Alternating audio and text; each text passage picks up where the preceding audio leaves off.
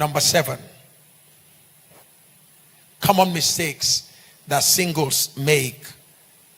Making a choice without hearing the voice of God.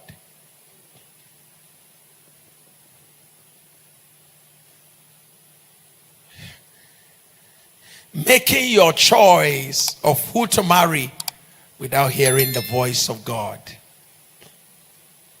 Common mistake. It's happening every day.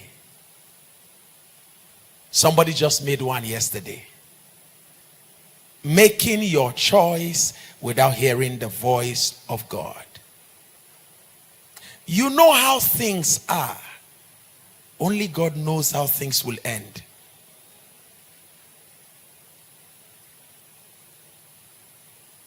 Can I say that again? The only thing you know, the only things you know today, you know how things are. But what you don't know, how things will what? How things will end. What you see is what you know. What you will see is what you don't know. You saw those guys that came to propose here today? I will take you around the world. I will spoil you. I will kill you. Have you noticed there's one thing you will not see about all of them? Their expiry date. Have you noticed that? You don't know how long any of them will live.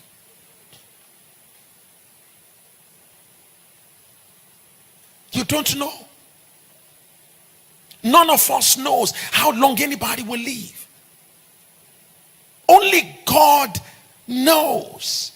Isaiah 46 verse 10, the NLT version. Isaiah 46 verse 10, NLT version. Only I, God said, only I can tell you the future.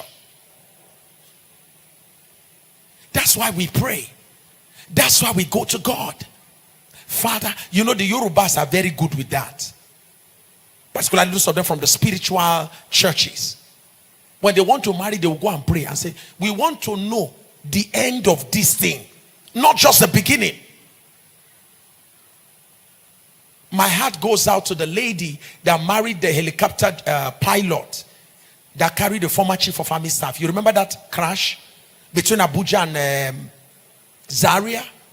Or is it Judge or Kaduna? Yaraba? You remember that? The helicopter pilot just got married to his wife barely a few months before the crash. And I learned she was already pregnant. Am I correct? Yes.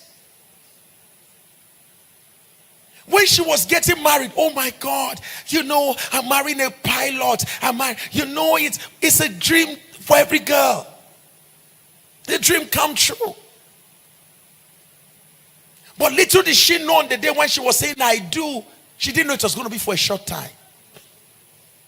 You don't know the end. A lady said to me, she said, Pastor Sam, she said, my life is finished. I said, why are you saying that? She said, sir, I married him and barely 3 years into the marriage. She said, very healthy, huge guy. She said, Pastor Sam is on wheelchair now. She said, Pastor Sam, the only thing I do with my life is take care of him in the morning, take care of him in the afternoon. Pastor Sam, I don't have a life of mine. What happened? There was an accident. And as a result of the accident, the guy was reduced to a wheelchair. You don't know the future.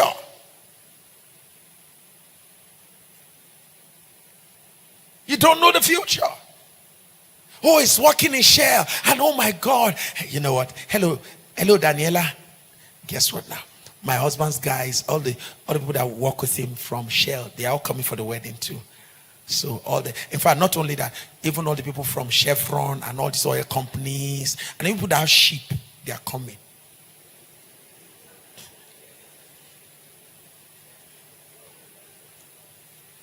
And then boom.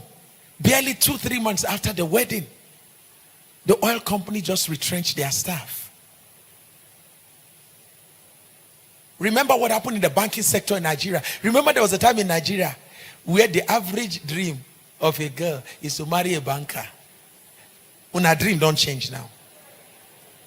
Eh? And then boom, the wind of merger and acquisition came. And men started coming back home. And then girls will call their guys, bros, how you doing? You are not calling me. You've probably called me for 3 days. Sorry, I don't think we can continue. What happened? I lost my job.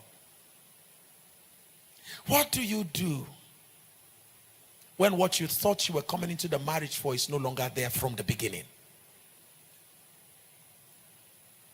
You know what you are seeing. You don't know what you will see. That is why it is wise to go to the all-knowing and all-seeing God. The God who sees the end of things from the beginning thereof. You want to go to him and say, Father, show me. Is this the way? There is a way that seemeth right to a man, but the end is destruction. Father, is there a good end in this one? The guy looks good. The girl looks good. But God, is there a good future in this?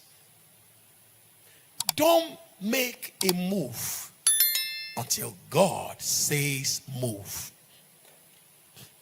Don't make a move until God says move. It doesn't matter who tells you to move. Pastor, bishop, archbishop, anybody, even parents. When everybody tells you move, please spend some days alone. Ultimately, it's about your life. Spend some days until you can hear God and God tells you to move.